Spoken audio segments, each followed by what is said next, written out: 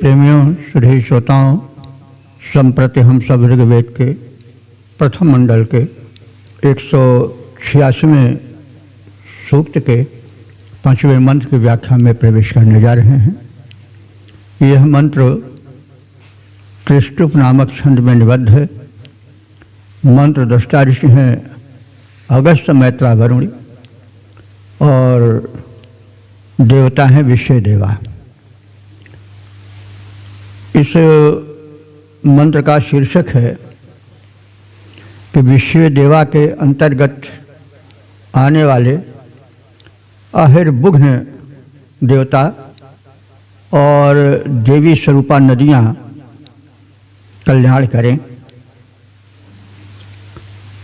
अब संबंधित मंत्र का सर्वप्रथम पाठ हो जाए।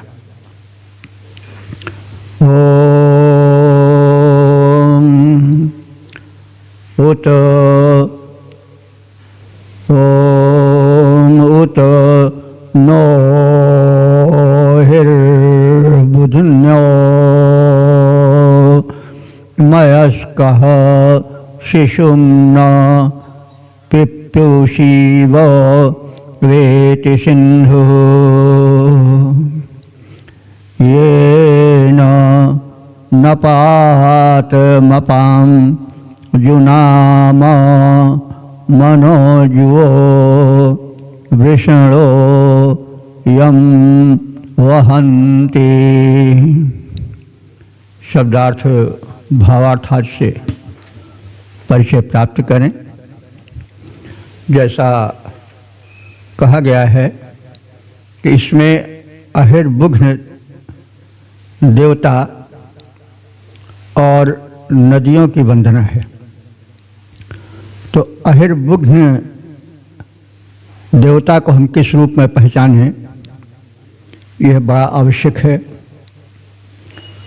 तो अहिर्बुघ्न एक अग्नि का ही स्वरूप है जो विद्युत अग्नि रूप में बादलों में निवास करता है, बिजली बन करके। बिजली भी तो अग्नि ही है। तो उस बिजली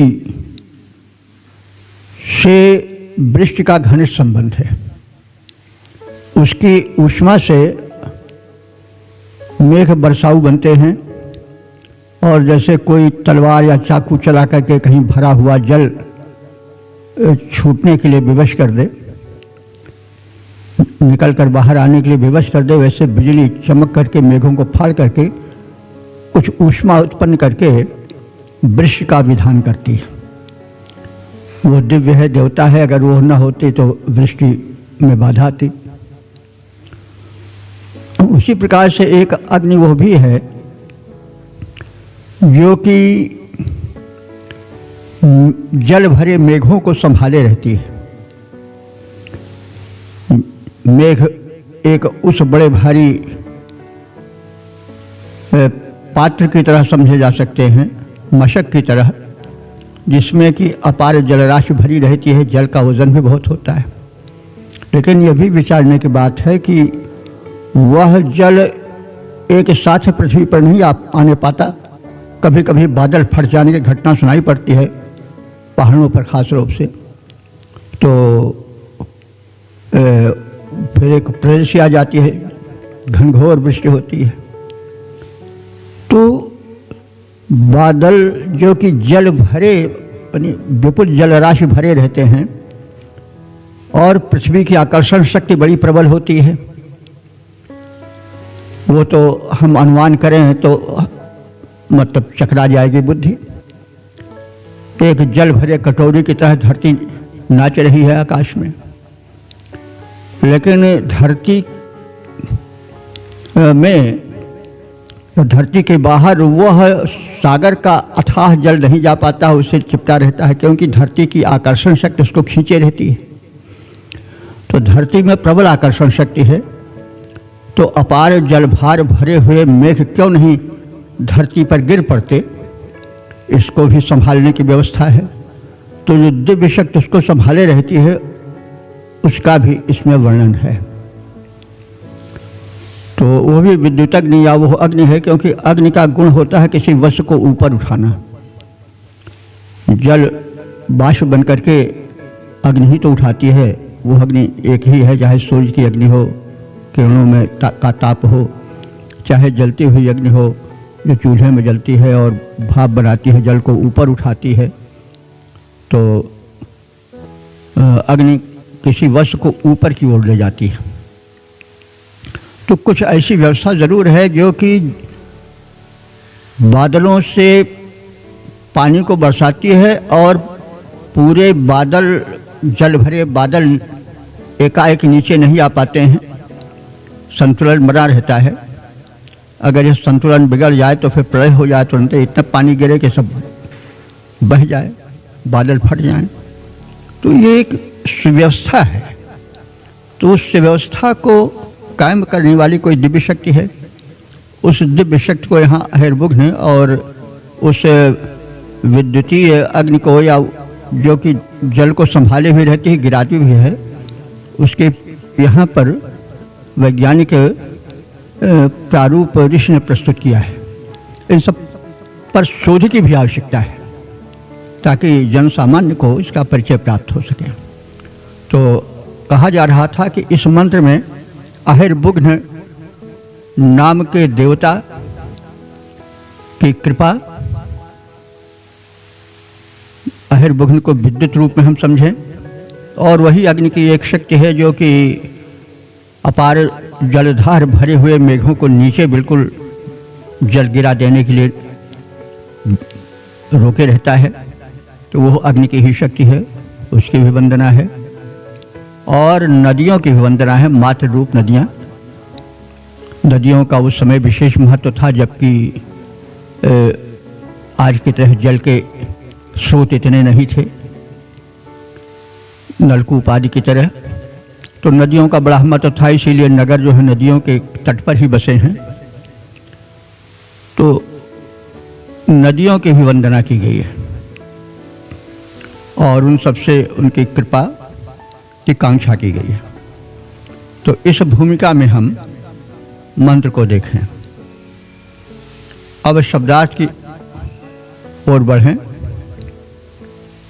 अहिर्बुघ्न, अहिर्बुघ्न, अहिर्बुघ्न नाम के देवता। अहिर्बुघ्न के विषय में बताया गया है कि हम इसको विद्युतग्नि के रूप में, बिजली जो चमकती है बादलों में, उस रूप में देख सकते हैं। तो अहिर्बुघ्न नाम के देवता नह मयः कह, नह माने हम सब उपासकों पर, मयः माने कृपा करें, हमें सुखी करें।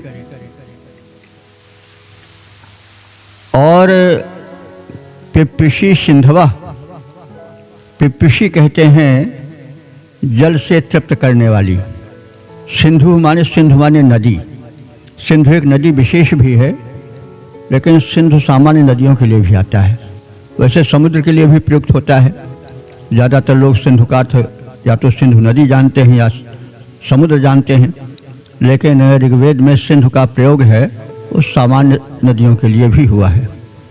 तो क्योंकि सेंदति जलम अस्मिन इति सिंधु, जिसमें कि जल संदन यानी प्रवाहित होता रहे, वह जल स्रोत सिंधु है, नदी है।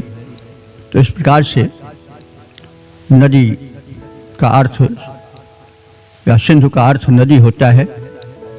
तो ऋषि कह रहा है कि वे नदी जो कि पिपिष्वी हैं, मैंने जल से तृप्त करने वाली हैं, वे नदियाँ हमारे पास आएं, यानी हमारे निकट प्रवाहित होकर हमारी पिपासा आदि या सिंचन व्यवस्था आदि की व्यवस्था करती रहें। और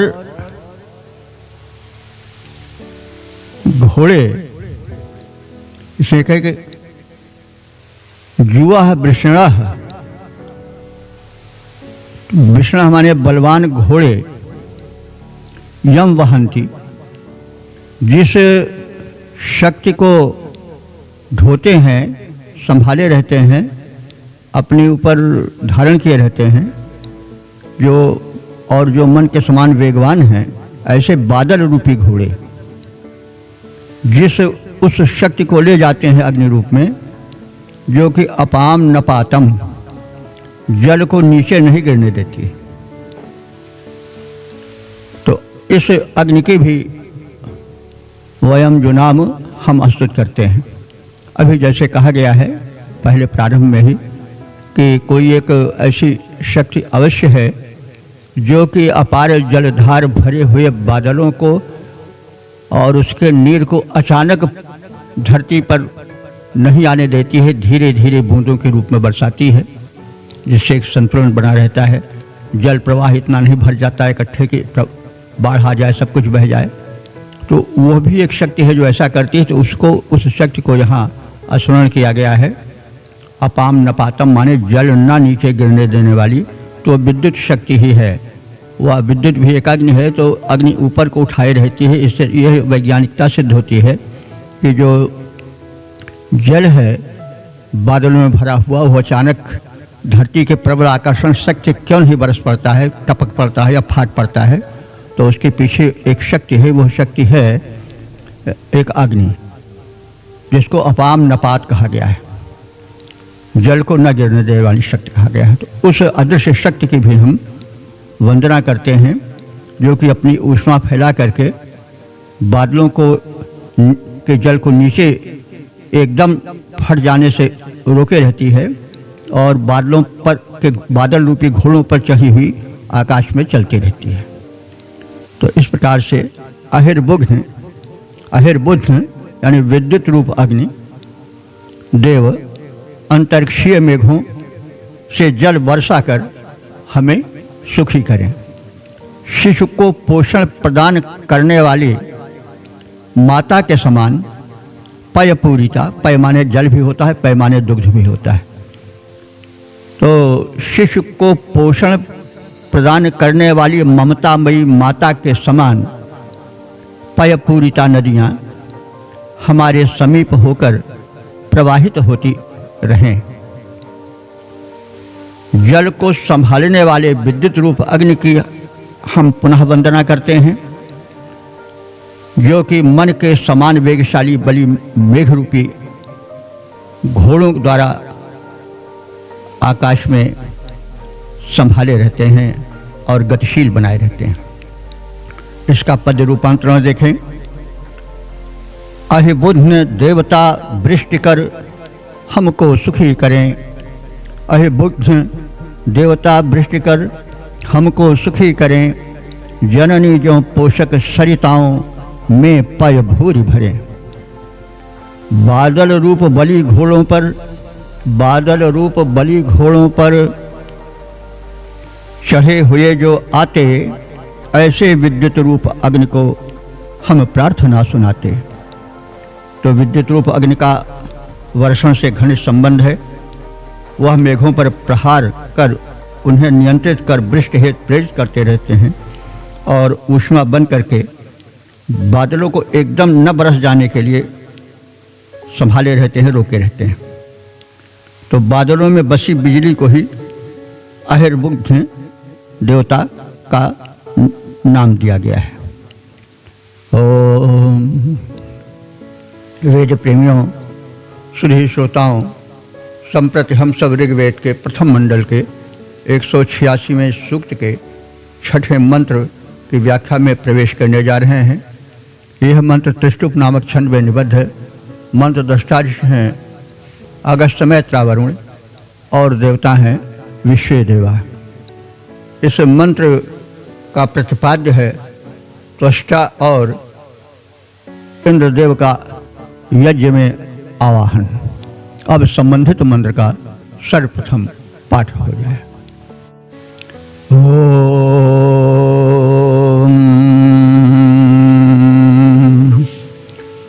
उत न ईं त्वष्टा गन्त्वच्छा सुमत्सूरिभिराभिपित्वे सजोषाः आवृत्रहेन्द्रश्चर्षणि प्रास्तु विष्टमो नरा नराम न इह गम्याः। शब्दार्थ भावार्थ से परिचय प्राप्त करें तो इस मंत्र में त्वष्टा नाम के देव से और इंद्रदेव से यज्ञ में आने की प्रार्थना की गई है और दोनों के गुणों का और विशेषताओं का वर्णन किया गया है, कथन किया गया है। तो अब शब्दार्थ की ओर बढ़ें। देव त्वष्टा से विनम्र निवेदन है, वे त्वष्टा देवता किन विशेषताओं से युक्त हैं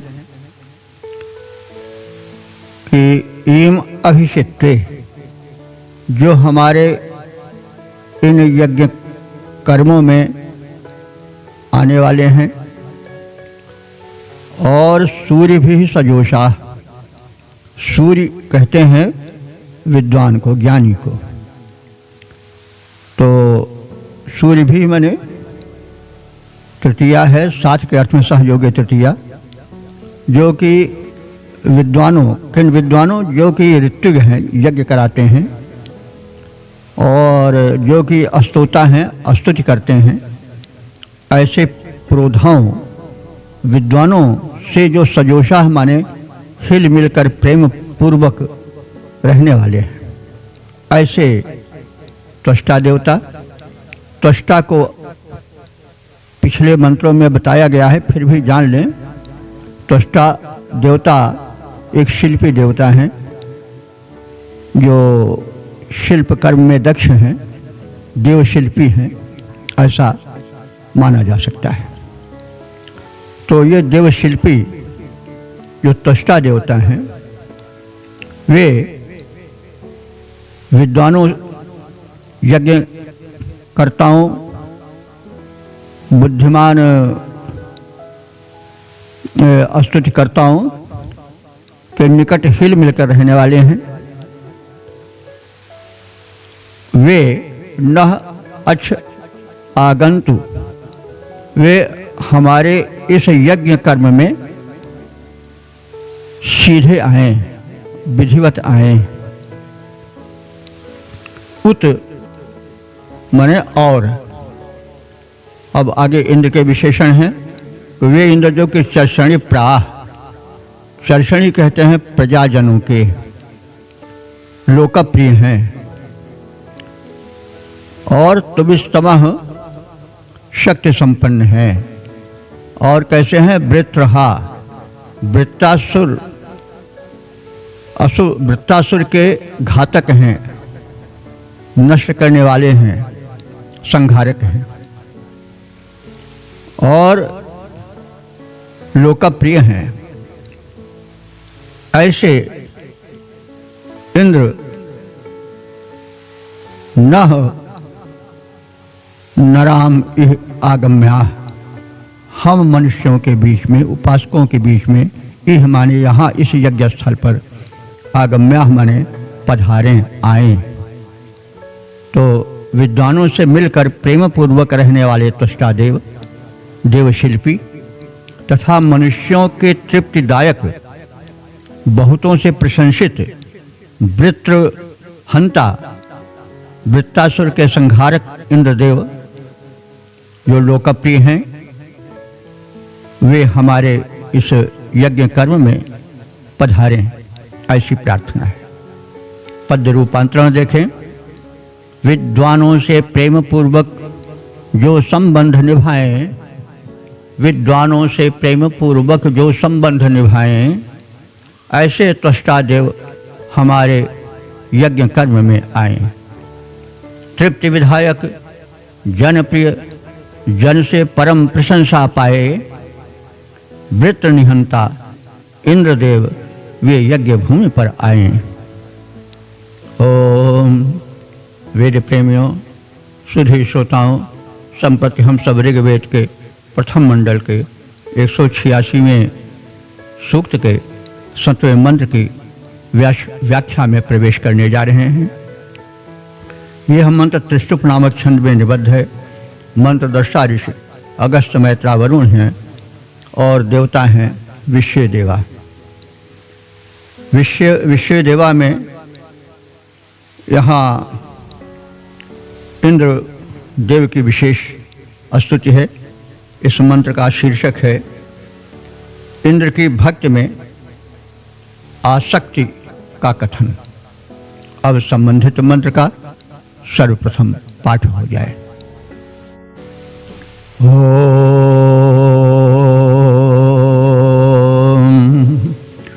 उत न इंग मतयो स्व योगाः शिशुं न गावस्तरुणं रिहन्ति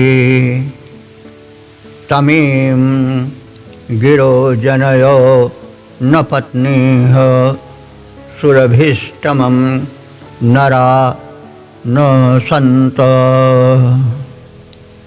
शब्दार्थ भावार्थ से परिचय पाएं। इस मंत्र में इंद्र के प्रति प्रेमपूर्ण आसक्तिपूर्ण भक्ति का चित्रण किया गया है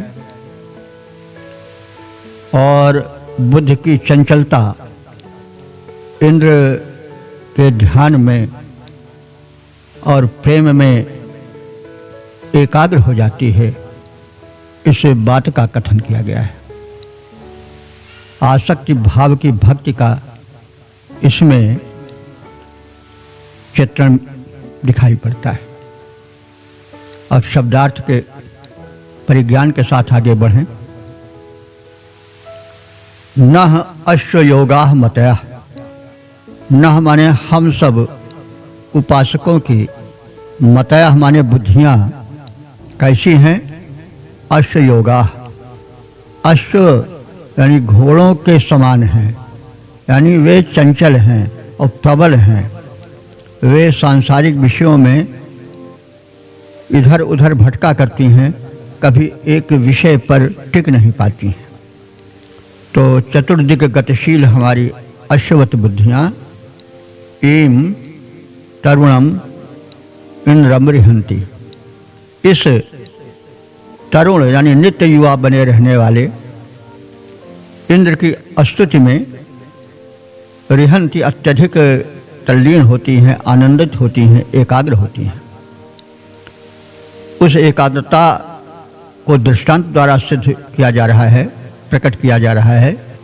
इस गावः शिशुम न, जैसे गायें अपने सद्यजात वत्स बछड़े के लिए उससे आसक्त होकर उसके निकट ही मंडराती रहती हैं और उससे प्रेम करती हैं, ऐसे गाय के समान हमारी बुद्धियां इंद्र से निरंतर लगी रहती हैं, उससे प्रेम करती हैं। उत और इंद्र के प्रेम में, उसकी आसक्ति में आकर्षित होकर उस तीव्र आकर्षण की भावना से भर करके वो उस इंद्र के गुण गणों के चारों ओर उसी प्रकार से मंडराती रहती हैं, निकट आती रहती हैं, जैसे कि संतान प्राप्ति की कामना से प्रेरित पत्नियां प्रेमी पति के निकट ही रहती हैं। तो यह दृष्टांत है इंद्र के प्रेम और गुणों से आकर्षित बुद्धि की एकाग्रता और घनिष्ठता का। तो यह घनिष्ठता हम देखें तो वाद के साहित्य में भी मिलती है। उपमाएं ऐसी दी गई हैं कि कामी नारी प्यारी जिम, लोभी प्रिय जिमिदाम, तिमि रघुनाथ निरंतर, प्रिय लागहु महि राम। कामी नारी प्यारी जिम, जैसे कामी पुरुष को स्त्री बड़ी प्यारी लगती है, उसमें बिल्कुल आसक्त रहता है। कामी नारी प्यारी जिम, और लोभी प्रिय जिमिदाम, जैसे लोभी का आकर्षण दाम से, रुपए पैसे से, संपत्ति से रहता है। चमड़ी जाए लेकिन दमड़ी न जाने पावे। तो वो जो आकर्षण होता है, जो उस आकर्षण की तीव्रता है, उसकी अभिव्यक्ति की जा रही है उपमा द्वारा। उसको उसके निकट जाने का प्रयत्न किया गया है। तुलसीदास जी ने भी किया है कि काम ही नारी प्यार जिम लोभी ही प्रिय जिम दाम, तिम रघुनाथ निरंतर प्रिय लागहु मोहि राम। तो वेद की इसी भावना से प्रभावित से जान पड़ते हैं तुलसीदास जी भी। इंद्र के प्रति आकर्षण भाव और एकाग्रता और उसके सानिध्य लाभ की मनोकामना से भरा हुआ भक्त हृदय की यह वाणी है कि हम या हमारी बुद्धि इंद्र से वैसे ही प्रेम करती है जैसे सद्यः जात वत्स यानी बछड़े से गाय प्रेम करती है, और उसके निकट वैसे मंडराती रहती है जैसे कि अब वह उसके लिए कहा जा रहा है तम सुरभिस्तमम। उस सुरभि माने परम यशस्वी, अपने गुणों के कारण परम यशस्वी इंद्र को नह नराम गिरह, हम मनुष्यों की भक्तों उपासकों की गिरह माने वाणियाँ, स्तुति वाणियाँ वैसे ही उसको लक्षित करके चारों ओर मंडराती रहती हैं इंद्र की भक्ति के। अब उसके लिए दृष्टांत दिया जा रहा है कि जनया पत्नी ही न, जैसे जनया माने पुत्र को जन्म देने की इच्छा रखने वाली पत्नी अपने पति के समीप सानिध्य प्राप्त करने के लिए इच्छुक बनकर के मंडराती रहती है, वैसे हमारी बुद्धियाँ, हम भक्तों की विचारधाराएं, प्रेम भरी भावनाएं इंद्र जो कि परम यशस्वी है और सुरभि स्तंभ है, यानी यशस्वियों में श्रेष्ठ यशस्वी है, जिसका विरुद्ध बहुत बड़ा है। सुरभि कहते हैं वैसे सुगंध को, लेकिन सुगंध और यश में भी तालमेल देखा जाता, कहते वो महक रहा है। तो सुरभि स्तमम, उस अपने गुण और स्वभाव और शक्ति के कारण जो कि अत्यंत विख्यात है, सुरभित है, प्रसिद्ध है, यशस्वी है, उस इंद्र के पास हमारी यानी हम उपासकों की बुद्धियां वैसे ही मंडराती रहती हैं जैसे कि संतान उत्पन्न करने की इच्छुका नारियां अपने पतियों के समीप सामीप्य लाभ के लिए निकट जाती रहती हैं। तो अश्ववत बलिष्ठ और गतिशील हमारी बुद्धियां जो कि इधर उधर विषयों में भटका करती हैं, निश्चित नहीं एकाग्र नहीं हो पाती हैं, वे उस परम शक्ति संपन्न परमात्मा रूप इंद्र की स्तुति करके वैसे ही तृप्त और सुखी होती हैं जैसे सद्यः जात वत्स बछड़े को चाट कर गायें प्रसन्न होती हैं। यह दृष्टांत है, और आगे भी दृष्टांत दिया जा रहा है कि उस यशस्वी श्रेष्ठ स्वामी परमात्मा रूप इंद्र या इंद्र रूप परमात्मा से हमारी स्तुति भरी वाणियाँ वैसे ही संलग्न रहती हैं, वैसे लिपटी रहती हैं, वैसे उनसे ही संबद्ध रहती हैं जैसे कि संतानेच्छुक स्त्रियां पति को प्राप्त कर आनंदित होती हैं। तो इंद्र की भक्ति की पराकाष्ठा दिखाई गई है, और भक्ति भरी भावना आसक्ति रूप में अपने उपास्य के, अपने इष्ट के निकट कैसे रहती है, इसको उपमाओं द्वारा सिद्ध किया गया है, वर्णन किया गया है, अभिव्यक्त करने की चेष्टा की गई है।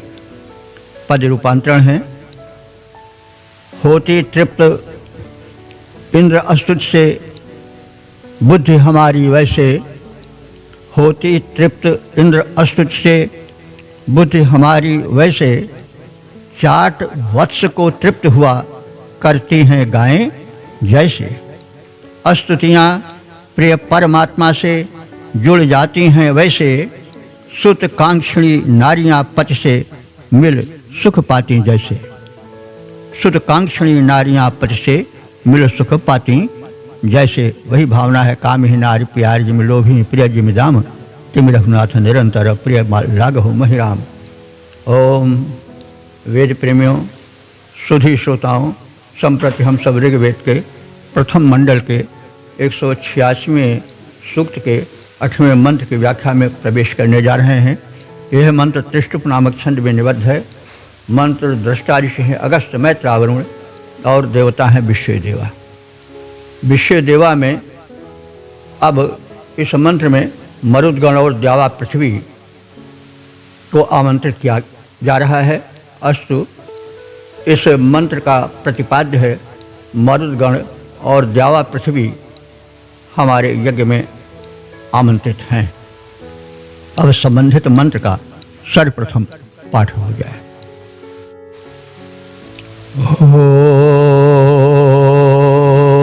ओम उत न ईं मरुतो वृद्धसेनाः समुद्रोदसी समनसः सदन्तु पृषदश्वासो वनयो न रथा ऋषादसो मित्रयुजो न देवाः। शब्दार्थ भावार्थ हाथ से परिचय पाएं। मरुदगण पराक्रमी क्षत्रिय प्रकृति के देव हैं। इनका गण है 7 का और ये 49 संख्यक हैं। जितने वायु के प्रारूप हैं, चाहे वे शीतल मंद सगंध समीर के रूप में हो, चाहे चक्रवात के रूप में हो, चाहे तूफान आंधी अंधड़ के रूप में है, चाहे मानसूनी पवन के रूप में ही, ये सब मरुदगणों का स्वरूप है। तो इन मरुदगणों के विषय में पिछले एपिसोड्स में काफ़ी प्रकाश डाला जा चुका है। तो आप देव विषयक कॉन्सेप्शन को, अवधारणा को अच्छी तरह से समझे रहेंगे, तभी मंत्र का आनंद पूरा मिल पाएगा। तो इस मंत्र में क्षत्रिय प्राकृतिक परम पराक्रमी मरुदगणों के वैशिष्ट्य का कथन है, यज्ञ में आमंत्रण है और उसके साथ ही द्यावा पृथ्वी का भी आमंत्रण है। अब हम मरुदगणों के वैशिष्ट्य को जानें, उनके उस स्वरूप को जानें जो कि ऋषि हृदय में व्याप्त है। तो मरुदगण कैसे हैं? रथाः अवनयः, जैसे रथ पर बैठे हुए, अवनयः माने रक्षा समर्थ, रक्षा परक प्रबल महारथ या सैनिक हों, उसी की भांति ये हैं। और ऋषादशः, और शत्रुओं को तो खा जाने वाले हैं, चट कर जाने वाले हैं, यानी शत्रुगण का समूल सफाया कर देने वाले हैं। जो विरोधी शक्तियां हैं उनको तो चट कर जाते हैं, खाकर हजम कर जाते हैं। ऐसे प्रबल हैं ये क्षत्रिय प्राकृतिक देवता मरुदगण। मित्रयुजः न देवा, और ये देव मरुदगण में घनिष्ठ मैत्री, घनिष्ठ संबंध रहता है, फूट नहीं रहती है किसी प्रकार की। ये मित्रों के समान मिलजुल कर रहने वाले हैं, परम तेजस्वी हैं। मित्रयुजः न देवा, देव माने देवता भी होता है, देव माने तेजस्वी जो दीप्त हो, वो देव है। तो पृषदश्वासः, इनके अश्वासः माने घोड़े कैसे हैं? पृषदश्व माने चितकबरी पृष्ठ वाले हैं। अब इसको अगर बहुत निकट से देखना चाहें तो कह सकते हैं कि जब तूफान चलता है तो उसमें तमाम धूल धक्कड़ तिनके आज उड़ते हैं, तो वो कुछ चित्र विचित्र ऐसा, कुछ चितकबरा ऐसा रूप बन जाता है। तो तीव्र गति से घोड़े भागते हैं तो वो इनके ये उग्र रूप हैं, इसलिए इनके घोड़े चितकबरे बताए गए हैं। पृषदश्वासः, ये चितकबरे वर्ण वाले हैं। समनसः, समनसः माने समान मनोवृत्ति वाले हैं। ये नहीं कि मतभेद हो इनमें, जो करना है वो सब मिल करके करते हैं और एक मत से करते हैं, उसमें ननुनच नहीं रहता है। इसलिए ये समनसः हैं, समान मनोवृत्ति धारण करने वाले हैं, एक मत से कार्य में जुट जाने वाले हैं। वृद्ध सेना, इनकी सेनाएं बड़ी बढ़ी चढ़ी हैं, प्रबल हैं, शक्ति संपन्न हैं। मरुतः, ऐसे मरुदगण हमारे यज्ञ में आवे और नह एम सदंतु, हमारे इस यज्ञ में आकर बैठें। और रोदसी, रोदसी द्यावा पृथ्वी को कहते हैं। द्यावा पृथ्वी दो शब्द हैं और रोदसी में दोनों ही समाहित हो जाते हैं। जैसे दंपति में पति पत्नी समाहित हो जाते हैं, और वैसे ही रोदसी में द्यावा पृथ्वी दोनों का रूप आ जाता है। तो रोदसी भी यहाँ है, यानी द्यावा पृथ्वी भी हमारे इस यज्ञ कर्म में सम्मिलित हों और हमारे इस यज्ञशाला के समीप उपस्थित रहें, आसीन रहें, पधारें। तो रथासीन महारथियों, रक्षकों की भांति ये मरुदगण शत्रुओं को खा जाने वाले हैं, उन्हें संपूर्ण रूप से नष्ट कर देने वाले हैं। ये मरुदगण परस्पर मिलजुल कर रहने वाले हैं। ये मरुदगण विलक्षण बली हैं और इनके घोड़े चितकबरे हैं। ये मरुदगण समान मनोवृत्ति से संयुक्त रहने वाले हैं और ये मरुदगण महान तेजस्वी हैं, समर्थ हैं। इनका हम आवाहन करते हैं, ये हमारे इस यज्ञ में पधारें और द्यावा पृथ्वी भी हमारे यज्ञ में अवश्य आएं, यह प्रार्थना है। पद रूपांतरण देखें। जो रथासीन रथियों सम रण में प्रबल शत्रु खा जाते, जो मरुदगण रथासीन रथियों सम रण में प्रबल शत्रु खा जाते, मित्र सदृश मिलजुल कर जो जीवन संगठित बिताते, जिनके अश्व विलक्षण, जो सम मनोभाव उर्धारे, ऐसे मरुत तथा द्यावा पृथ्वी मिल यहाँ पधारे। ओम।